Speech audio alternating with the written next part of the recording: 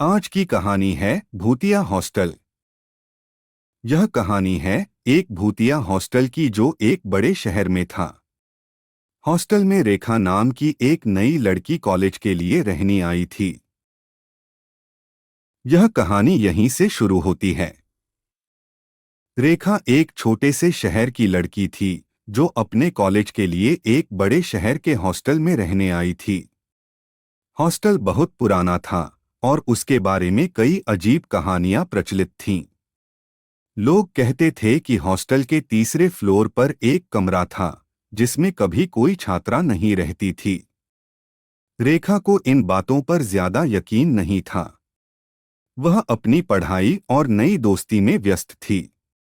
एक रात जब वह देर तक पढ़ाई कर रही थी, तभी अचानक लाइट चली गई। बाकी सब लड़कियां सो चुकी थीं और रेखा को अचानक लगा कि कोई उसे घूर रहा है। उसने ध्यान दिया तो महसूस हुआ कि कमरे की खिड़की से कोई परछाई झांक रही थी। रेखा का दिल तेजी से धड़कने लगा, पर उसने इसे नजरअंदाज किया और सोने की कोशिश की। अगले दिन उसने अपनी दोस्त अनु से यह बात बताई तो अनु ने डरते हुए कहा, तुम्हें उस कमरे के बारे में पता है न? वहां कई साल पहले एक लड़की ने आत्महत्या कर ली थी और तब से उसकी आत्मा उसी कमरे में भटकती है। रेखा को यकीन नहीं हुआ, लेकिन उस रात फिर कुछ अजीब हुआ। वह जैसे ही सोने गई, उसे लगा कि किसी ने उसके पैरों को छुआ।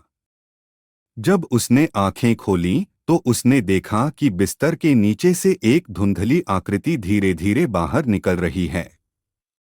उसका चेहरा विकृत था और उसकी आंखें सफेद थीं। रेखा चीख उठी, लेकिन उसकी आवाज जैसे गले में अटक गई।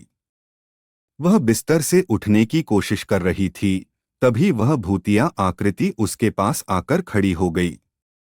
वह बोली, तुम भी मुझे छोड़कर नहीं जा सकोगी। रेखा ने पूरा जोर लगाकर अपने आप को उठाया और दरवाजे की तरफ भागी। उसने दरवाजा खोलने की कोशिश की, लेकिन दरवाजा जैसे जाम हो गया था। अचानक वह आकृति हवा में गायब हो गई और दरवाजा अपने आप खुल गया। रेखा ने बिना देर किए हॉस्टल छोड़ दिया। अगले दिन हॉस्टल में सभी लड़कियों ने सुना कि रेखा ने हॉस्टल छोड़ दिया है, लेकिन वह कुछ भी बोलने की हालत में नहीं थी।